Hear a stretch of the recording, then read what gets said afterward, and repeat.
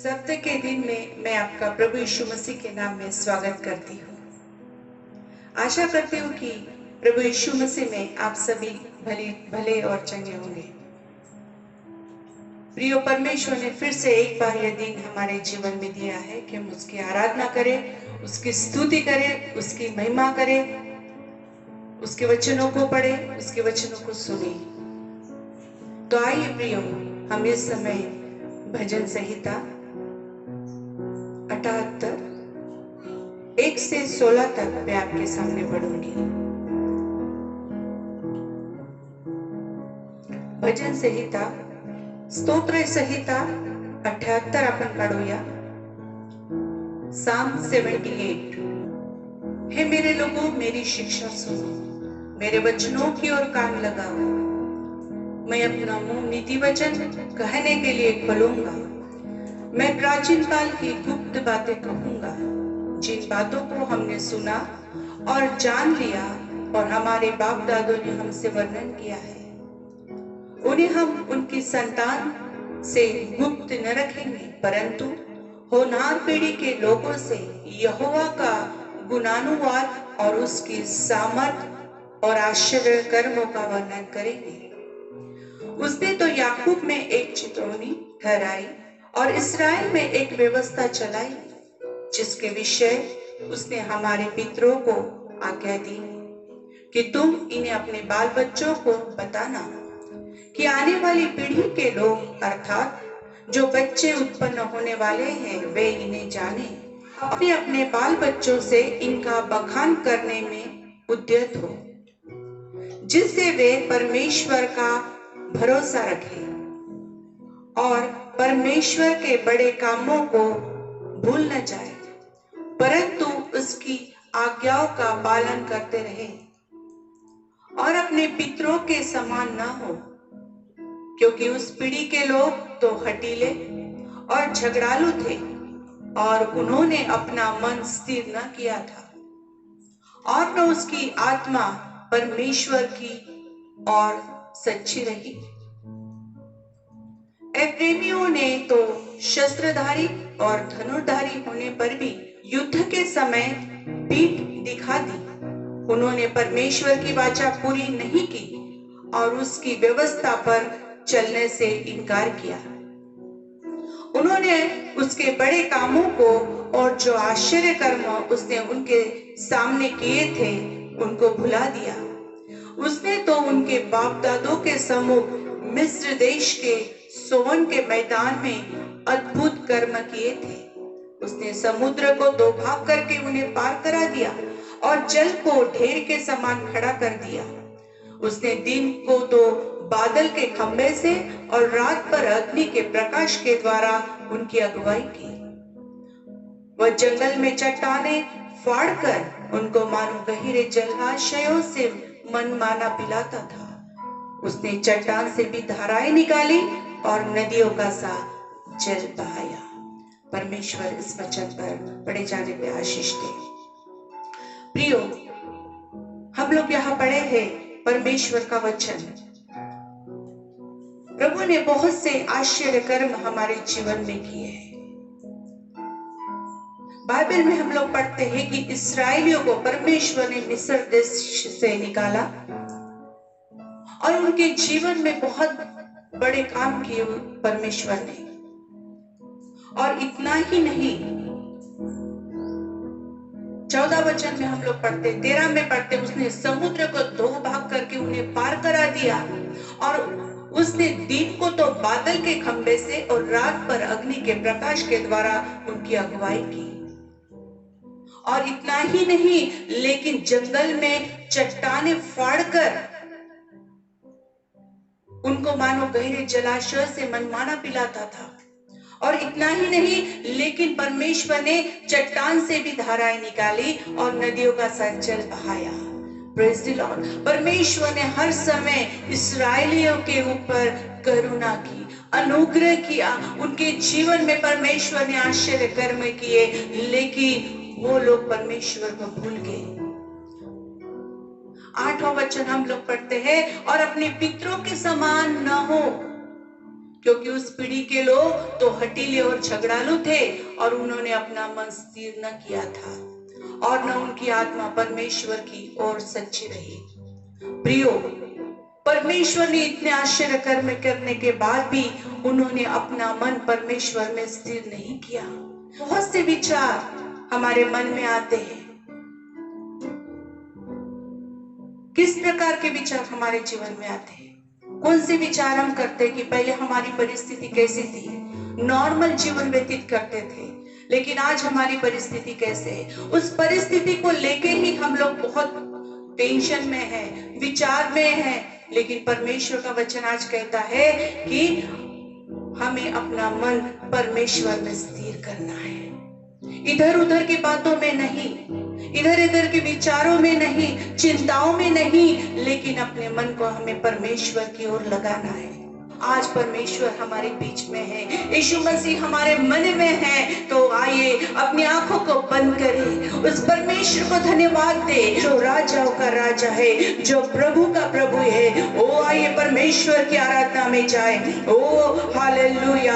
अपने जितने मुझे देख रहे हैं अपनी आंखों को बंद करें और अपने आप को आराधना के लिए तैयार करें। परमेश्वर चाहते हैं विपरीत परिस्थिति में भी हम उसकी आराधना करें। ओ हर समय अच्छा हो या बुरा हो, हर समय परिस्थिति में उसकी आराधना करें। परमेश्वर चाहता है कि इस समय उसके चरणों में जाए, उसकी आराधना करने के लिए परमेश्वर से बोलिए, प्रभु परमेश्वर आराधना करने के लिए मुझे अनुग्रह कीजिए। परमेश्वर मेरे मुंह को खोल दीजिए आपकी मैं आत्मा और सच्चाई से आपकी आराधना करने पाऊं।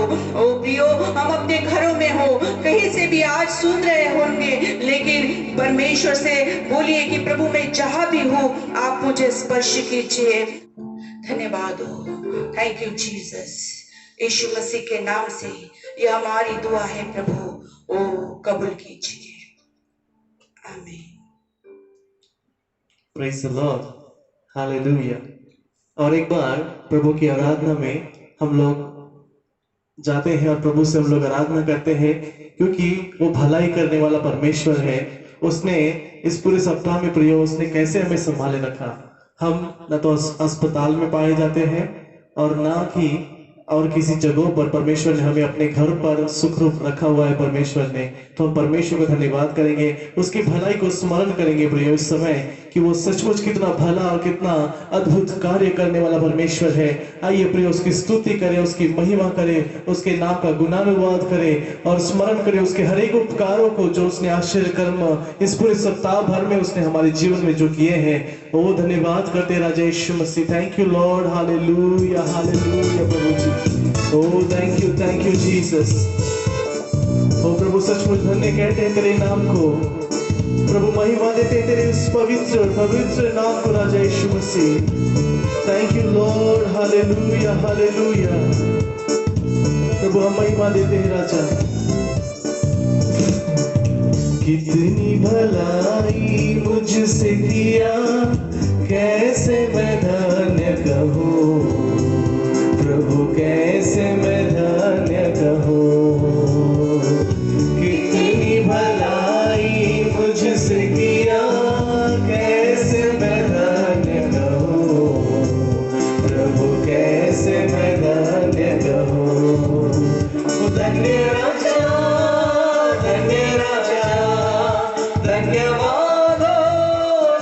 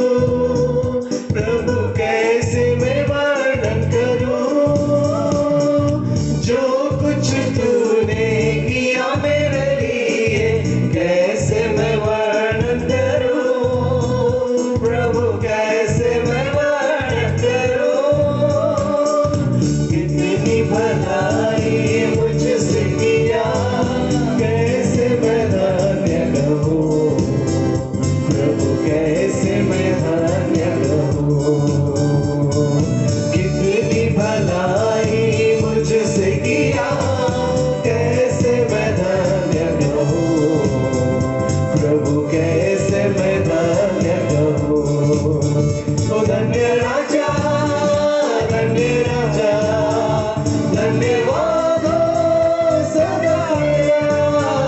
धन्य राजा, धन्य राजा, धन्यवाद हो सदा तेरा। हाथों में थाम कर पुतली की नाई दिन रात रक्षा किया। तूने दिन रात रक्षा किया। हाथों में थाम कर पुतली की नाई दिन रात रक्षा किया। तूने दिन रात रक्षा किया। कितनी भलाई मुझसे किया, कैसे मैं धन्य कहूँ प्रभु, कैसे मैं धन्य कहूँ।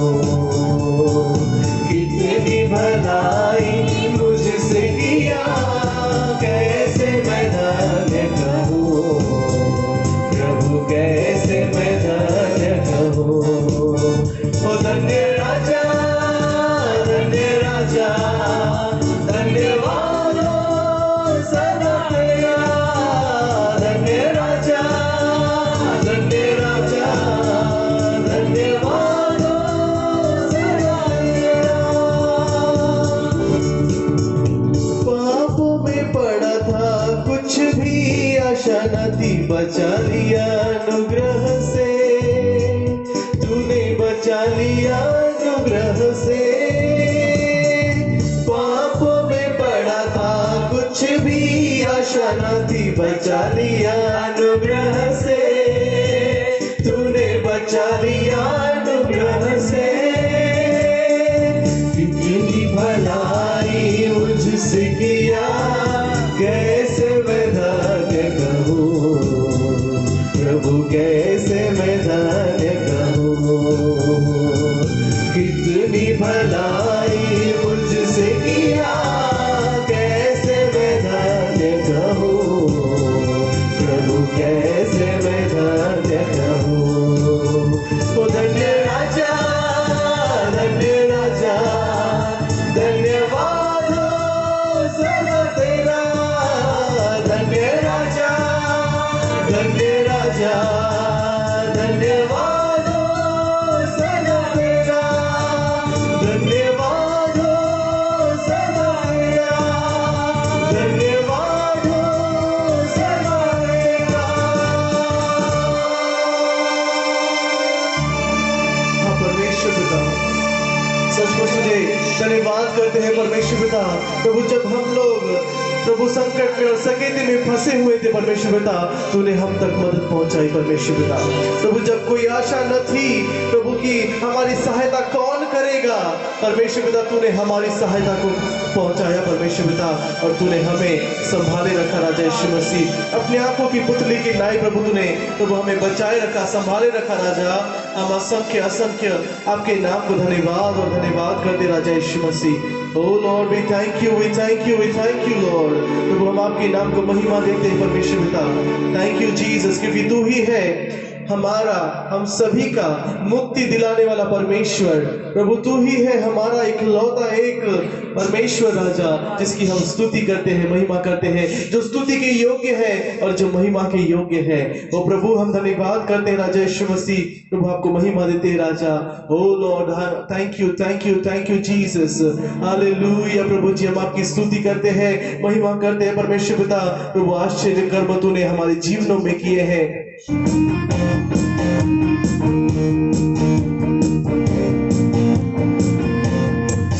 यीशु मसीह है सबका मुक्ति दिलाने आया। ये जगत बनाया प्रभु ने, प्रभु हमारे पास है आया। यीशु मसीह है सबका मुक्ति दिलाने आया। ये जगत बनाया प्रभु ने, प्रभु हमारे पास है आया। स्तुति करे उसकी, महिमा करे। हालेलुया।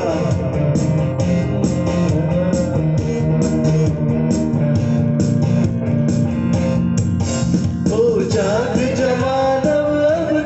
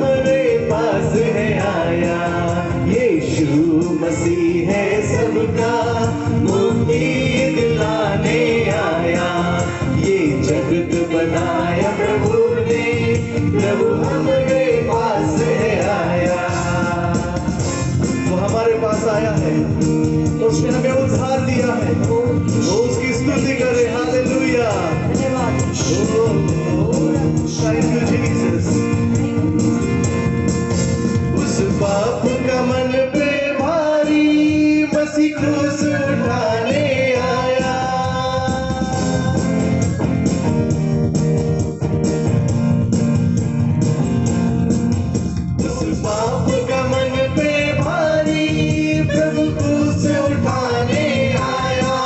लाल दिल से पुकार प्रभु को प्रभु पार कराने आया। लाल दिल से पुकार प्रभु को प्रभु पार कराने आया। यीशु मसीह है सबका मुक्ति दिलाने आया। ये जगत बनाया प्रभु ने, प्रभु हमारे पास है आया।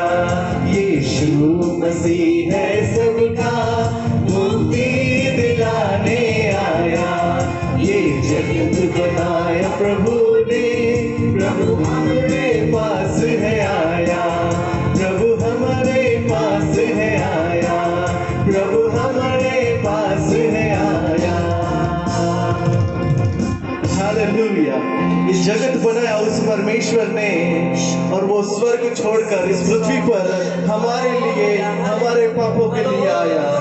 ओ जीसस, जीसस, धन्यवाद हो प्रभु, धन्यवाद हो, धन्यवाद हो प्रभु आपकी अलौकिक उपस्थिति के लिए राजा। Thank you Jesus.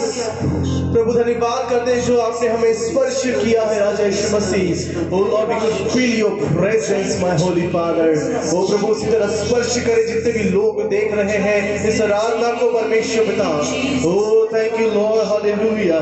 प्रभु होने दे राजा आज के दिन कि हमारा ये दिल, हमारा ये परमेश्वर पिता मन राजा यीशु मसीह आपके पवित्र आत्मा का मंदिर बन जाए परमेश्वर पिता। प्रभु तू यहाँ पर विराजमान हो परमेश्वर पिता, क्योंकि जैसे प्रभु राजा दाऊद कहता है कि मैंने तेरे वचनों को अपने हृदय में रख छोड़ा है कि मैं तेरे विरुद्ध पाप ना करूं। Thank you Jesus, hallelujah. प्रभु आपकी महिमा करते हैं। Oh thank you Jesus, hallelujah. Oh thank you, thank you, thank you Jesus. उसकी आराधना करें प्रियो।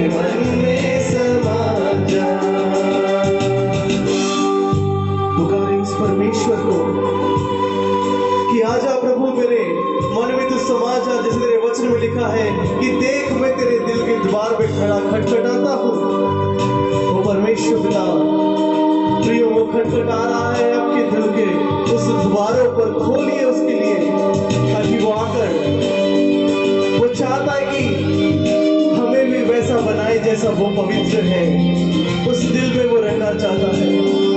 ओ थैंक यू जीसस, हालेलुया।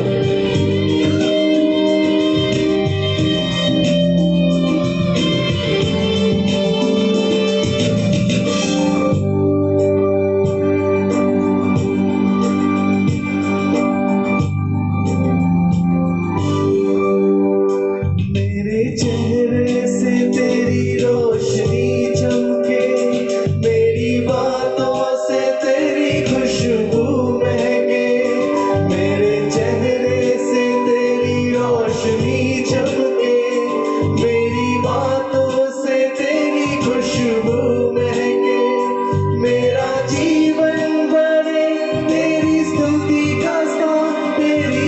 प्रशंसा कर दी मेरी जुबान, मेरा जीवन बने तेरी स्तुति का स्थान, तेरी प्रशंसा कर दी मेरी जुबान। यीशुआ यीशुआ यीशुआ मेरे मन में समा जा, यीशुआ मेरे मन में समा जा, यीशुआ यीशुआ यीशुआ मेरे मन में समा जा, यीशुआ मेरे मन में समा जा। हम कुछ भी नहीं है प्रभु तेरे बगैर, प्रभु हम शून्य है राजा यीशु मसीह। प्रभु तू महान है, तूने हमें सृजा, हमारा सृजनहार तू परमेश्वर है। प्रभु हमारी ये जिंदगी भी तेरी है, प्रभु हम क्या कर सकते हैं इसका तेरे बगैर परमेश्वर पिता, केवल नाश ही कर सकते हैं, लेकिन तू आया है जीवन देने के लिए, हमारे परमेश्वर पिता शरीरों में जीवन देने के लिए। Thank you Lord, hallelujah. वो धन्यवाद करते हैं राजा यीशु, तेरी महिमा करते राजा।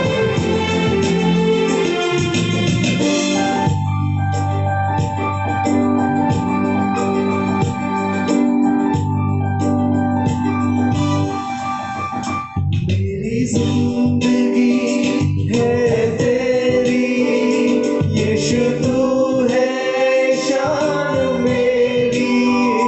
मेरी जिंदगी है तेरी यीशु, तू है शान मेरी। खुद का लहू देकर तूने मेरी जिंदगी है सवारी। खुद का लहू देकर तूने मेरी जिंदगी है सवारी। यीशुआ यीशुआ यीशुआ मेरे मन में समा जा, यीशुआ मेरे मन में समा जा, यीशुआ यीशुआ यीशुआ मेरे मन में समा जा, यीशुआ मेरे मन में समा जा, यीशुआ परिवार में समा जा, यीशुआ कलीसिया में समा जा, यीशुआ हम सब में समा जा।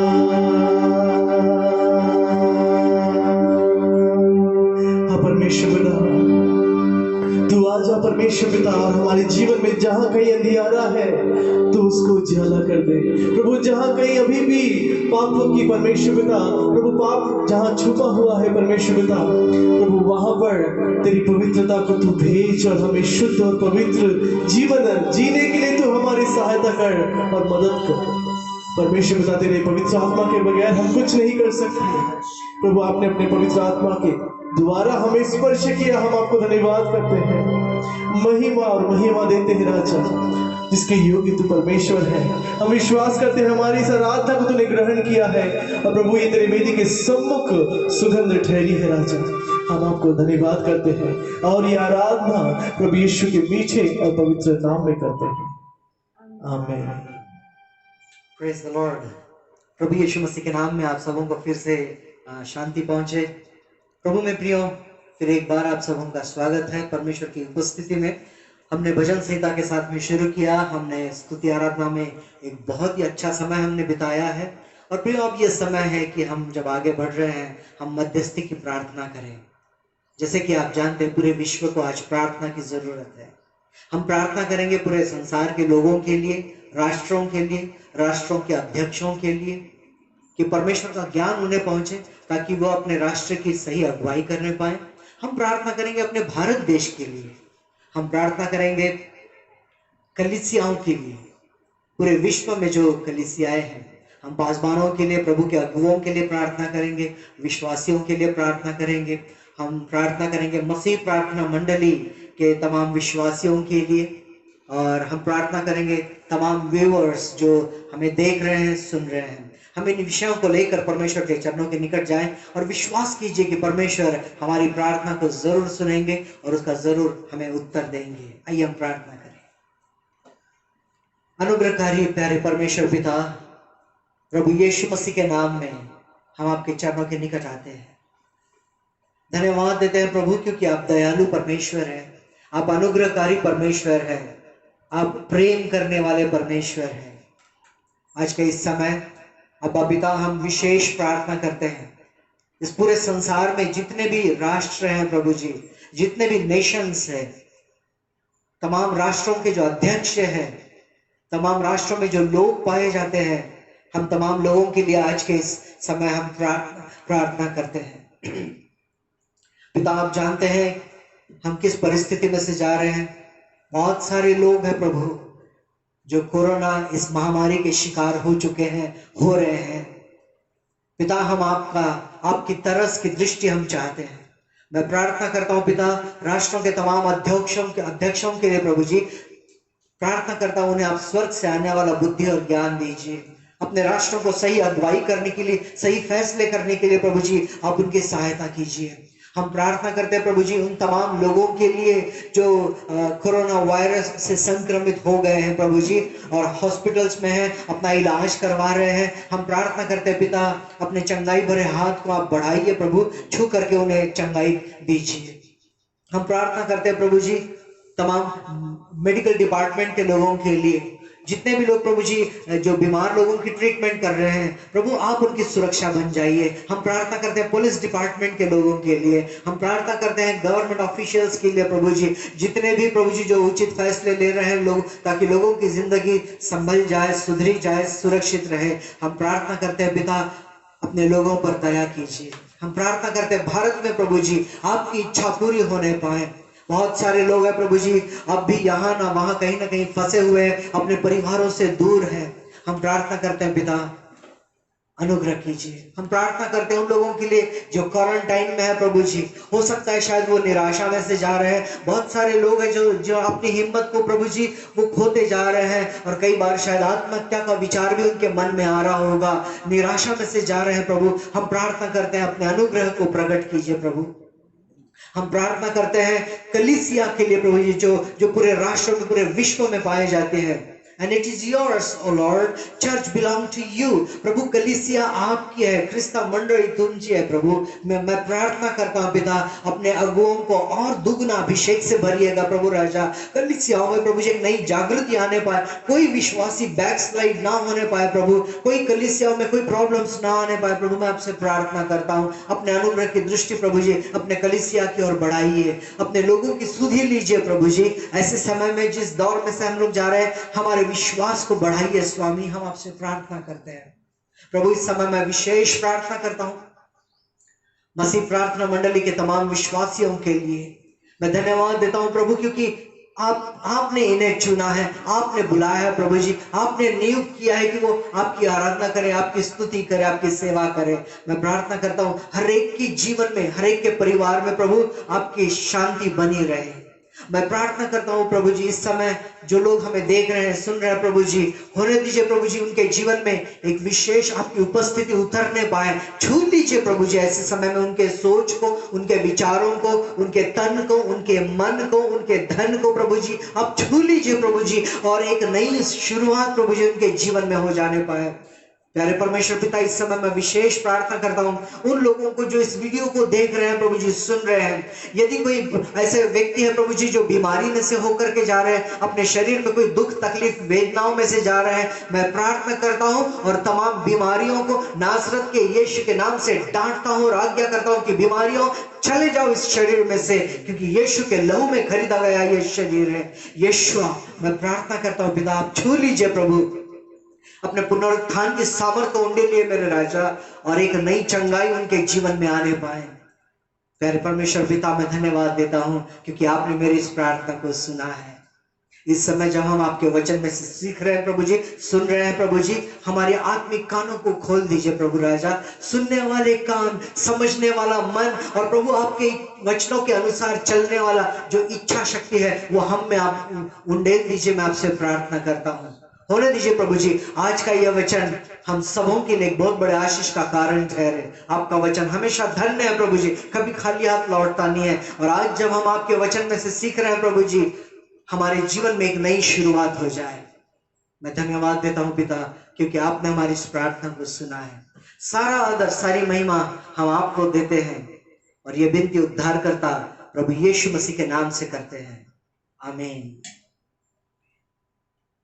चर्च, उम्मीद करता हूं कि आप भले चंगे हैं, प्रार्थना कर रहे हैं, बाइबल पढ़ रहे हैं, और आपस में एक दूसरे विश्वासियों को आप फोन भी कर रहे हैं, हालचाल पूछ रहे हैं। उम्मीद करता हूं कि आज की सुबह जब हम प्रार्थना में यहाँ पर बैठे हैं, आप अपने साथ में अपना बाइबल, नोटबुक और पेन लेकर के बैठे हैं। जब से लॉकडाउन शुरू हुआ है मार्च महीने से, काफी सारी बातों में बदलाव आया है। अभी भी बहुत सारी चीजें जो है वो बदल रही है, और आगे भी ऐसे ही जीवन नहीं रहेगा, ऐसे ही हमारी जीवन शैली नहीं रहेगी जैसे लॉकडाउन से पहले वाली स्थिति थी। हाँ, कुछ ना कुछ बदलाव जरूर आएगा, चेंजेस जरूर रहेंगे।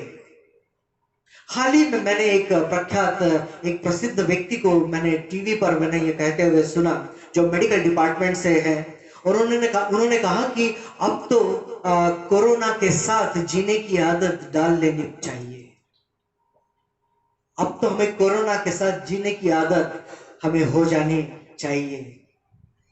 Adopt the habit living with corona. Corona व्हायरसच्या सोबत आता जगणं शिकून घ्या। Now what does that mean? अब इसका क्या मतलब है? इसका मतलब कहीं ना कहीं ये कोरोना अब तो जाने से रहा, आ तो गया है लेकिन जाने से रहा। ये हमेशा हमारी जिंदगी का एक भाग बन जाएगा। कहीं ना कहीं संसार में किसी न किसी कोने में इससे संक्रमित लोग पाए ही जाएंगे। जब मैंने उस वाक्य को सुना, मेरे मन में एक विचार आया कि अदन के बगीचे में भी, अदन के बाग में भी कुछ इसी प्रकार से हुआ कि जब अनाज्ञाकारिता का वायरस जब वायरल हो गया तो पाप संक्रमित हो गया।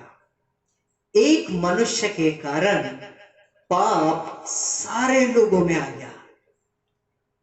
एवरीबडी गॉट इन्फेक्टेड, सब लोग संक्रमित हो गए। और बाइबल हमें बताती है प्रियो कि पाप की मजदूरी मृत्यु है। हम परमेश्वर पिता को धन्यवाद देते हैं। परमेश्वर ने हमारी परिस्थिति को देखा, परमेश्वर ने हमको जाना, और फिर भी वैसे ही नहीं छोड़ा, परंतु अपने इकलौते पुत्र को इस पृथ्वी पर भेजा ताकि उसके लहू से हमारे पाप धोए जाए, हमारे पाप क्षमा हो जाए, हमारे पाप धुल जाए, हमारे पाप मिटा दिए जाए। परमेश्वर ने हमें पाप के गुलाम होने के लिए नहीं छोड़ रखा, परमेश्वर ने हमें अपने पुत्र के रूप में होने के लिए बुला लिया है। मेरे प्रियो,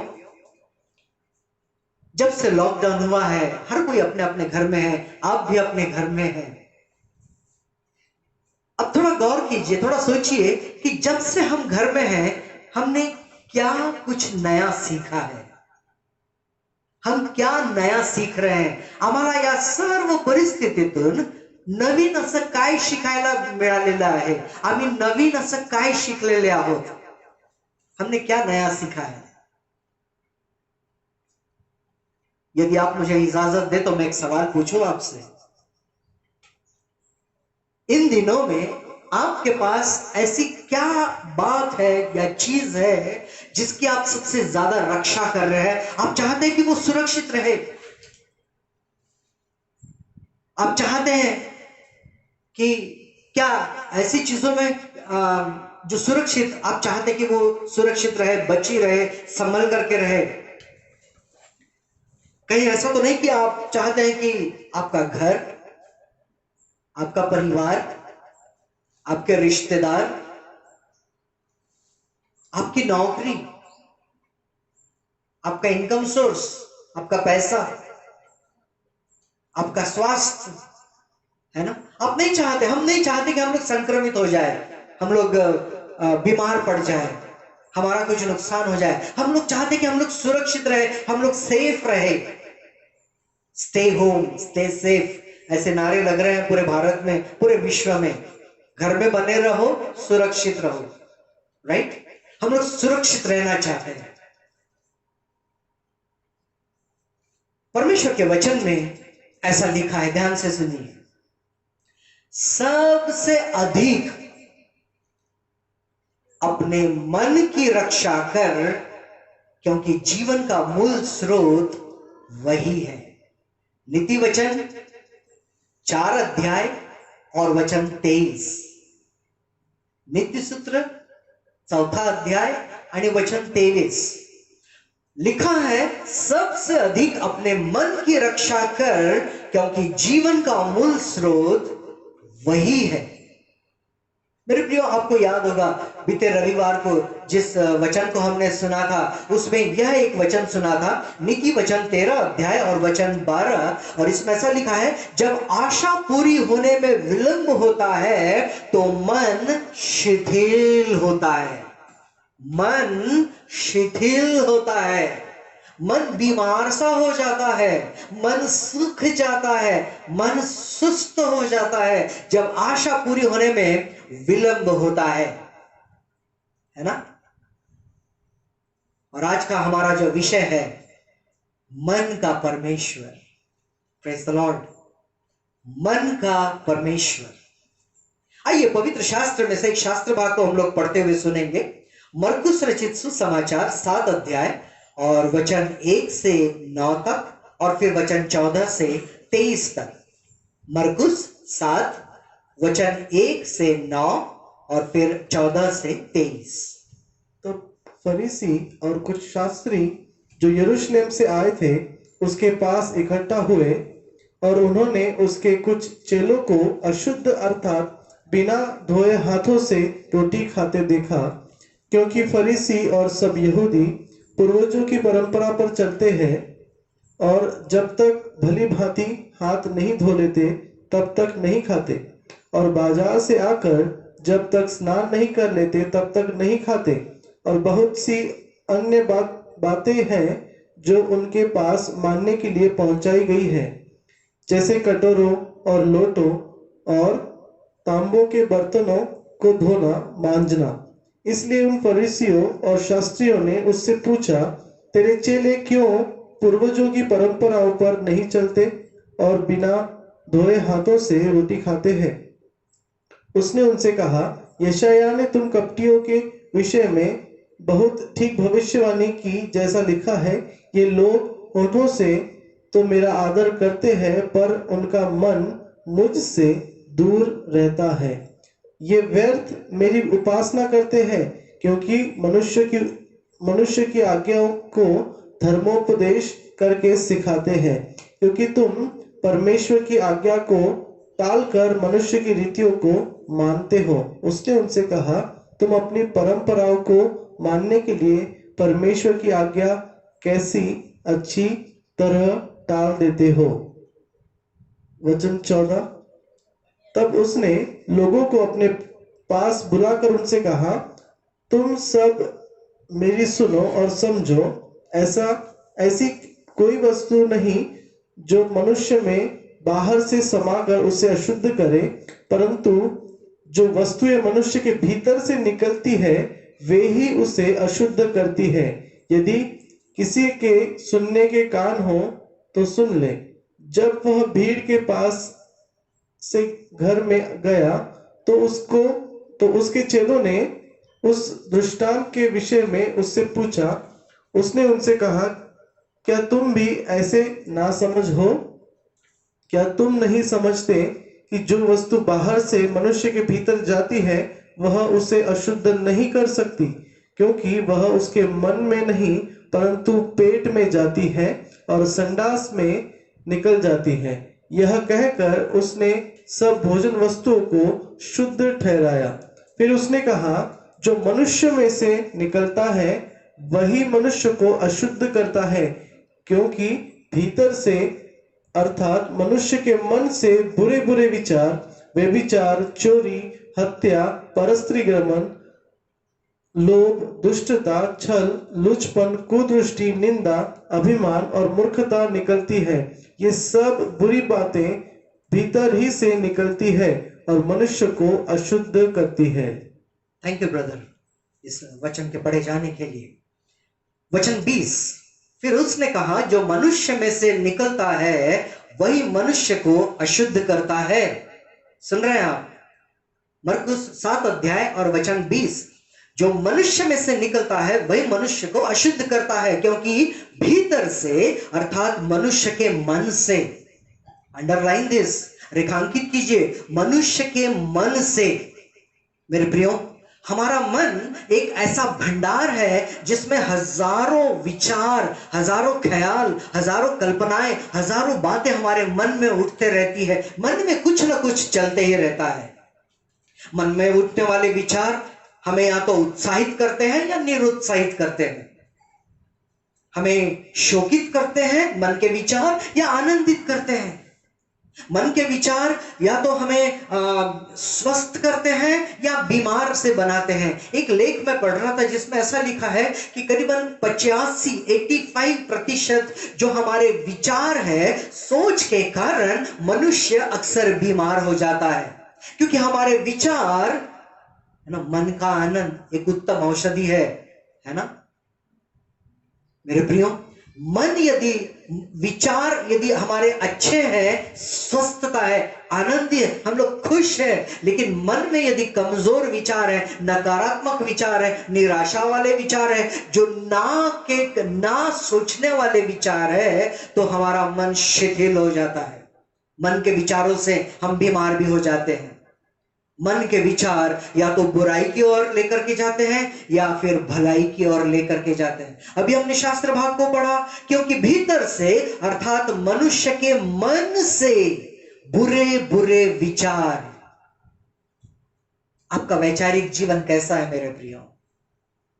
how is your thought life? कैसे सोचते हैं जब आप अकेले होते हैं, जब आप किसी व्यक्ति को जब देखते हैं, जब आप किसी परिस्थिति को देखते हैं, आपका नजरिया कैसा होता है? मेरे प्रियो, बाइबल हमें बताती है, सबसे अधिक अपने मन की रक्षा कर, क्योंकि जीवन का मूल स्रोत वही है। गौर करने वाली बात है, मनुष्य का मन और परमेश्वर का मन एक जैसा नहीं है। परमेश्वर चाहते हैं कि हमें उनका जैसा मन है, उनका जैसा हृदय है, वो हमें मिल जाए। और इसीलिए तो देखिए ना, जब यीशु मसीह, हमने अभी पढ़ा मरकुस 7 अध्याय में, 7 अध्याय के वचन 6 में, उसने उनसे कहा, यशायाह ने तुम कप्तियों के विषय में बहुत ठीक भविष्यवाणी की, जैसा लिखा है, ये लोग होठों से तो मेरा आदर करते हैं पर उनका मन मुझसे दूर रहता है ना। ये व्यर्थ मेरी उपासना करते हैं, क्योंकि मनुष्यों की आज्ञाओं को धर्मोपदेश करके सिखाते हैं। मेरे प्रियो, जो होठ परमेश्वर ने हमें दिए हैं, जो जुबान परमेश्वर ने हमें दी है, जैसे हम परमेश्वर की आराधना करते हैं, क्या हमारा मन परमेश्वर के करीब पाया जाता है? परमेश्वर के हृदय में, परमेश्वर के मन में यही है कि हम सच्चे मन से, आत्मा से होकर के उनकी आराधना करें, हम परमेश्वर के करीब रहे। थोड़ा सोचिए तो सही, लाखों और असंख्य स्वर्गदूत होने के बावजूद भी परमेश्वर ने मनुष्य को अपने स्वरूप में बनाया। क्यों? ताकि हम उसके करीब रहें, उसकी आराधना करें, उसकी महिमा करें। चर्च, परमेश्वर चाहते हैं कि हम मन से परमेश्वर के करीब पाए जाए। केवल चर्च बिल्डिंग में आकर के ही हम परमेश्वर के करीब नहीं पाए जा सकते हैं, मन से हम परमेश्वर के करीब पाए जाएं। नीति वचन 21 अध्याय और वचन 2 में ऐसा लिखा है, ध्यान से सुनना। नीति वचन 21 अध्याय और वचन 2, मनुष्य का सारा चाल चलन अपने दृष्टि में तो ठीक होता है, परंतु यहोवा मन को जांचता है। हालेलुया। यहोवा मन को जांचता है। जब हम डॉक्टर्स के पास में जाते हैं अपनी जांच करवाने के लिए, जब डॉक्टर स्टेथोस्कोप लगाते हैं, वो केवल हमारे हार्ट बीट को जान सकते हैं। जब वो कहते हैं कि इको कर लो, है ना, या एक्सरे निकाल लो, वो केवल हमारे हृदय की कंडीशन को जांच सकते हैं, परख सकते हैं। लेकिन मन का जांचने वाला परमेश्वर ना केवल हमारे हृदय को जानता है, लेकिन हमारे हृदय के विचारों को भी जानता है। Praise the Lord, praise the Lord.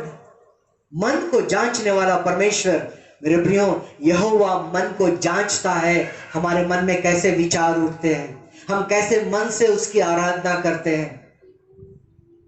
नीति वचन 15 अध्याय और वचन 11 में लिखा है, जबकि अधोलोक और विनाश लोक यहोवा के सामने खुले रहते हैं, तो निश्चय मनुष्यों के मन भी, सुना आपने, हमारे मन परमेश्वर के सामने खुले हैं, कुछ भी छिपा हुआ नहीं है। भजन संहिता 51 अध्याय और वचन 6 में लिखा है, देख तो हृदय की सच्चाई से प्रसन्न होता है और मेरे मन ही में ज्ञान सिखाएगा।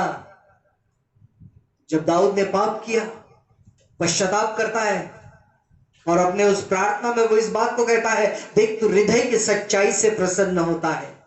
मेरे प्रियो, हमारे सामने ये तमाम वचन पाए जाते हैं। हमारा परमेश्वर हमारे मन को जांचता है, हमारे मन के विचारों से वो प्रसन्न होता है। यदि शोकित करने वाले, तो उसे भी बुरा लगता है कि मैंने मेरे बेटे को इतना आशीषित किया, मैंने मेरी बेटी को इतना आशीषित किया, फिर भी ये अपने मन से मुझसे दूर ही पाए जाते हैं। केवल मटेरियल के ही साथ में वो मेरे पास में आना चाहते हैं। यदि उनको मटेरियल जैसी चीजें मिले, क्या तभी वो परमेश्वर कहता है कि वो मेरे पास में आएंगे? क्या वो कभी मन से भी मेरे पास में नहीं आ सकते?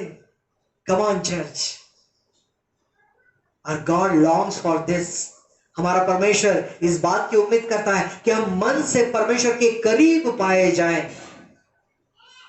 देख तो हृदय की सच्चाई से प्रसन्न होता है और मेरे मन ही में ज्ञान सिखाएगा। परमेश्वर हमें ज्ञान सिखाना चाहते हैं। हमारे मन में जब हमें कुछ मिलता है, हमारी मन की अवस्था कैसे हो जाती है ना? जब हमें कुछ मिलता है, हमारा मन खुश हो जाता है कि वाह, मुझे ये मिल रहा है, मुझे ये मिल गया। लेकिन जहां पर देने वाली जब बात आती है, हमारी मन की अवस्था कैसी होती है? अरे मुझसे जा रहा है ना? मेरे प्रियो, स्वाभाविक मनुष्य देने में कंजूसी करेगा। ध्यान से सुनना, स्वाभाविक मनुष्य देने में कंजूसी करेगा, लेकिन आत्मिक मनुष्य देने में उदारता करेगा। Praise the Lord. परमेश्वर देता है देने वालों को देने के लिए, और परमेश्वर ने आपको और मुझे देने वाले के लिस्ट में रखा है। परमेश्वर चाहता है हम देने वाले, हम उदारता से दें, उसको धन्यवाद दे, उदारता से अपने साथी भाइयों और बहनों को उदारता से ना हाथ बढ़ा करके उनकी सहायता करें। मत्ती रचित सुसमाचार 22 अध्याय वचन 15 से 22, आइए सुनते हैं हम लोग इस वचन को भी। मत्ती 22 और वचन 15 से 22। तब फरीसियों ने जाकर आपस में विचार किया कि उसको किस प्रकार बातों में फंसाए। अतः उन्होंने अपने चेलों को हेरोदियों के साथ उसके पास यह कहने को भेजा, हे गुरु, हम जानते हैं कि तू सच्चा है और परमेश्वर का मार्ग सच्चाई से दिखाता है और किसी की परवाह नहीं करता, क्योंकि तू मनुष्य का मुंह देखकर बातें नहीं करता। इसलिए हमें बता, तू क्या सोचता है, कैसर को कर देना उचित है कि नहीं? यीशु ने उनकी दुष्टता जानकर कहा, हे कपटियों, मुझे क्यों परखते हो? कर का सिक्का मुझे दिखाओ। तब वे उसके पास 1 दिनार ले आए। उसने उनसे पूछा, यह छाप और नाम किसका है? उन्होंने उससे कहा, कैसर का। तब उसने उनसे कहा, जो कैसर का है वह कैसर को और जो परमेश्वर का है वह परमेश्वर को दो। यह सुनकर उन्होंने अचंभा किया और उसे छोड़कर चले गए। Thank you brother. प्रियो, इस वचन में हमने सुना है वचन 16 में कि यीशु मसीह की तारीफ कर रहे हैं वो लोग, झूठी तारीफ कर रहे हैं, लेकिन वास्तविक देखा जाए तो ये सच्ची थी। वो क्या कह रहे हैं, हे गुरु हम जानते हैं कि तू सच्चा है। भले ही वो यीशु मसीह को कहीं पकड़ने के लिए इस बनावट इस बात को बना रहे हैं, लेकिन सच्चाई यही थी कि यीशु सच्चा है, क्योंकि यीशु मसीह ने कहा है ना, मार्ग सत्य जीवन मैं ही हूं। Praise the Lord.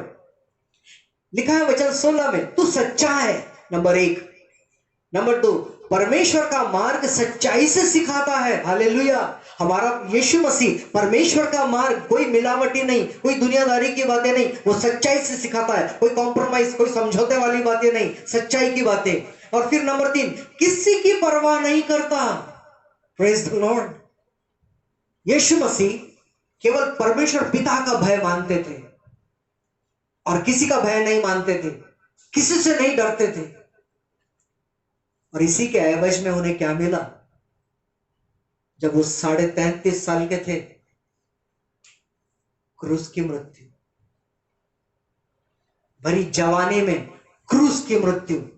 बड़े हियाव के साथ परमेश्वर का वचन सुनाते थे, ढाढ़स के साथ परमेश्वर का वचन सुनाते थे, किसी अथॉरिटी से नहीं डरते थे, कोई अधिकार से, कोई फरीसियों के ज्ञान से या किसी से नहीं। यहां पर लिखा है किसी की परवाह नहीं करता, क्योंकि तुम मनुष्य को मुंह देखकर बातें नहीं करता। यीशु मसीह मनुष्य का मुंह देख करके बातें नहीं करता था। चलो अपने मुख्य मुद्दे के पास में हम लोग आते हैं। वचन 15 में हमने पढ़ा, तब फरीसियों ने जाकर आपस में विचार किया कि उसको किस प्रकार बातों में फंसाए, किस प्रकार फंसाए। एक आइडिया लगाई, और आइडिया क्या थी?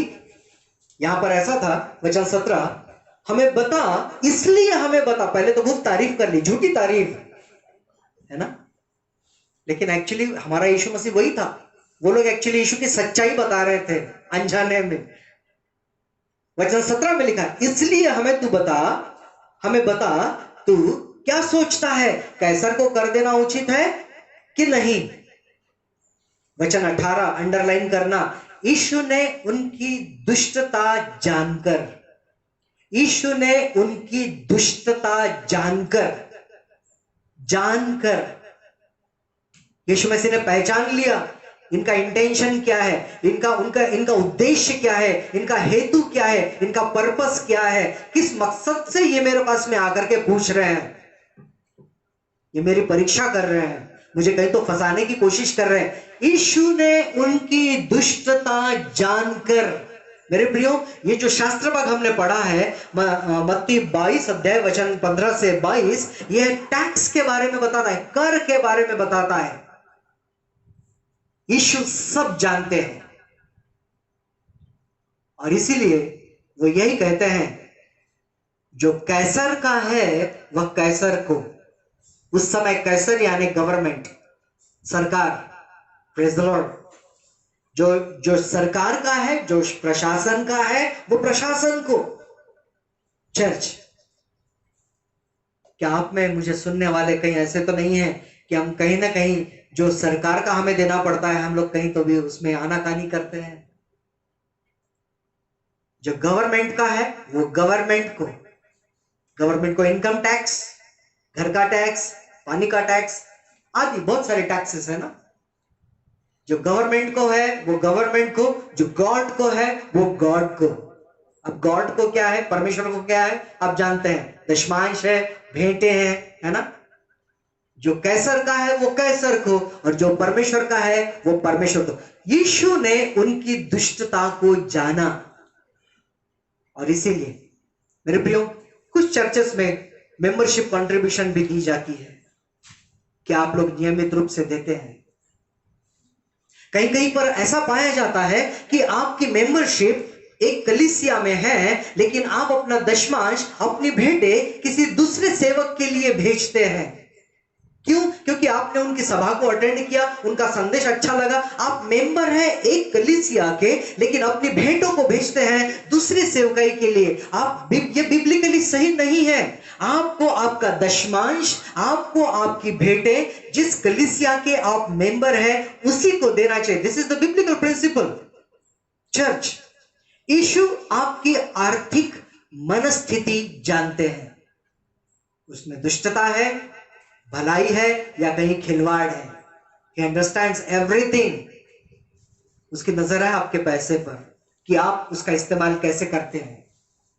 यीशु आपकी आर्थिक मनस्थिति जानते हैं।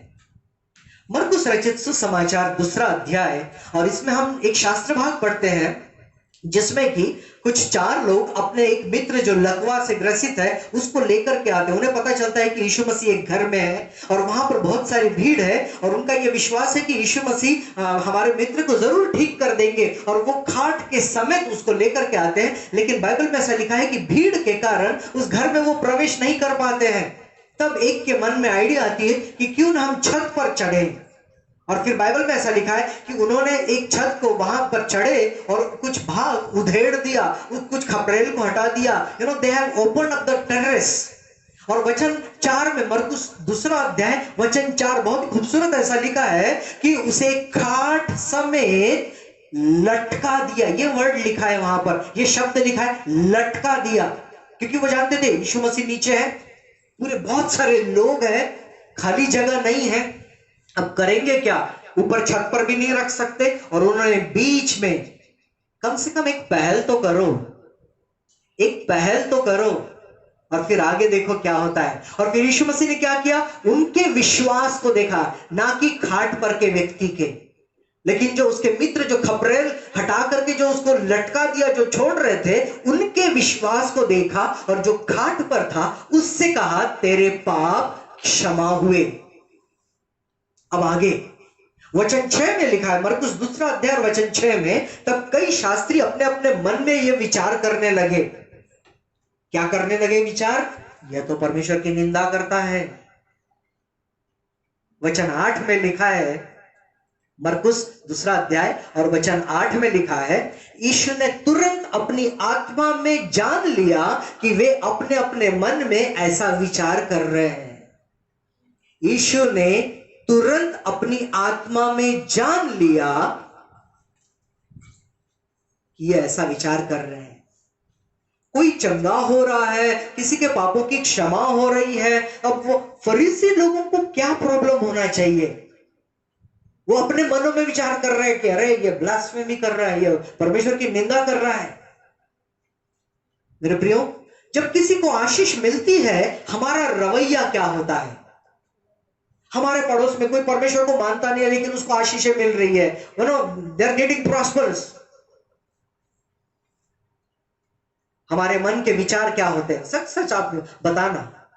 जब कोई आशीषित होता है, हमारे मन में क्या विचार जागृत होते हैं? कभी कभी अनजाने में हम कहते हैं क्या करें, हमारी किस्मत में ऐसा ही है। अपनी किस्मत को दोष देना शुरू कर देते हैं। मेरा भाग्य ही ऐसा है, मेरे नसीब में ही ऐसा था, या मेरा नसीब ही ऐसा है, क्या करूं? वो लोग तो ऊपर वाला उनको बहुत दे रहा है ना। आप अपने तकदीर को कोसना शुरू करते हैं। वचन 8 के अनुसार यीशु अपनी आत्मा में सब जानते हैं। जब किसी को पापों की क्षमा मिल रही है, जब किसी को चंगाई मिल रही है, जब किसी को आशीष मिल रही है, तो आपके मन में क्या चल रहा है? यीशु सब जानते हैं। कहने का मतलब, यीशु आपकी आत्मिक मनस्थिति भी जानते हैं।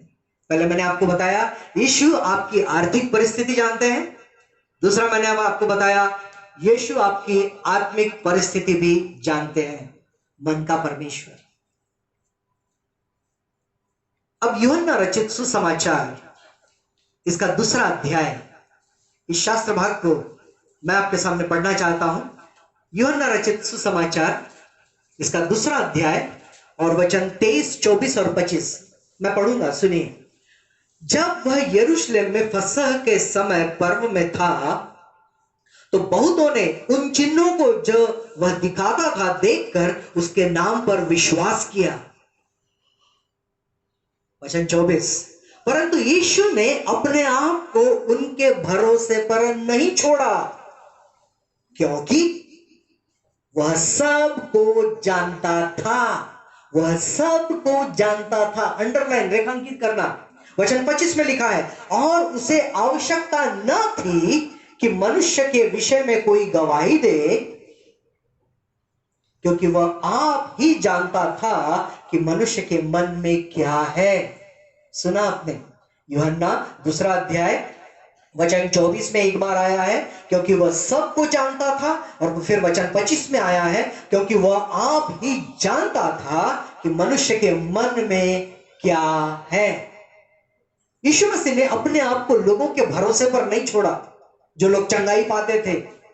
यहां पर लिखा है, कईयों ने यीशु मसीह चिन्हों को देखा, वो दिखाता था, और ये देखकर उसके नाम पर विश्वास किया। लोगों ने यीशु मसीह के चिन्ह और चमत्कारों को, उसकी मिनिस्ट्री को देख करके विश्वास किया, लेकिन फिर भी यीशु मसीह ने अपने आप को उनके भरोसे पर नहीं रखा। यीशु मसीह ने अपने आप को खुदा के भरोसे रखा। Praise the Lord. क्योंकि वो जानता था मनुष्य के मन में क्या है। चर्च, प्रेरितों के काम 15 अध्याय और वचन 8, प्रेरितों के काम 15 अध्याय और वचन 8 में लिखा है, मन का जांचने वाला परमेश्वर, मन के जांचने वाले परमेश्वर ने उनको भी हमारे समान पवित्र आत्मा देकर उनकी गवाही दी। पूरे शास्त्र भाग को आप आराम से पढ़ लीजिएगा। मैं केवल 8वां वचन पढ़ रहा हूं आपके सामने। मन के जांचने वाले परमेश्वर ने उनको भी हमारे समान पवित्र आत्मा देकर उनकी गवाही दी। मन का जांचने वाला परमेश्वर अपने पवित्र आत्मा से भरने वाला परमेश्वर है। वो आपके मन को जांचता है और वो देखता है आप उसके लिए कितने प्यासे हैं। मेरे प्रियो, इन दिनों में